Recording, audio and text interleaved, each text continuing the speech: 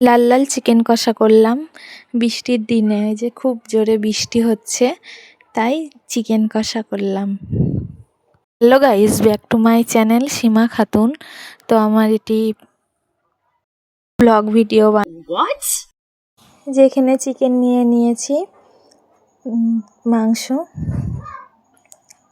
আমার বর সকালে রান্না করেছিল আজকে ডিম ভাজা, ডাল করেছিল আর পটল সানা করেছিল।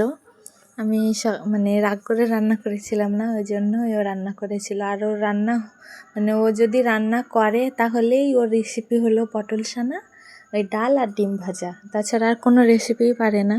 ওই জন্য ভাবলাম একটু রাতে মাংস নিয়ে আসি, একটু মানে বৃষ্টিও পড়ছে, ভালো লাগবে। এখানে যে পেঁয়াজ কেটে নিলাম, আদা কেটে নিলাম। আর বটিতে একদমই ঢাক ছিল না, ওই জন্য একটু দেরি হচ্ছিল। আর মানে ভালো লাগে না বটিতে কাটতে, হেঁসোতেই মনে হয় ভালো লাগে। বটিতে ধার দেওয়াও হয় না ঠিকঠাক মতো, হেঁসোতেই ভালো লাগে। এই যে এখানে রসুন কেটে বেটে নিব, মানে বাটার জন্য আর কেউ ক্যামেরা ধরার নাই, ওই জন্য এমনি দেখালাম তোমাদেরকে। তারপরে এই যে কড়া বসিয়ে দিলাম, কড়াইয়ের উপর তেল দিয়ে দিলাম। তেল দেওয়ার পর একা একা সব মশলা দিয়ে দেব। এখানে গোলমরিচ দিয়েছি, গরম মশলা দিয়েছি, তারপরে পেঁয়াজটা দিয়ে দিয়েছি, লঙ্কাটা পরে দিব।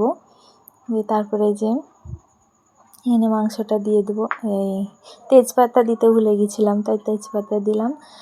তারপরে মাংসটা দিয়ে দিলাম। মাংসটা দেওয়ার পর সব মশলা দিয়ে দেবো। এখানে আদা রসুন বাটা ছিল, তারপরে হলুদ দিলাম। এবার জিরের গুঁড়োটা দিয়ে দেব।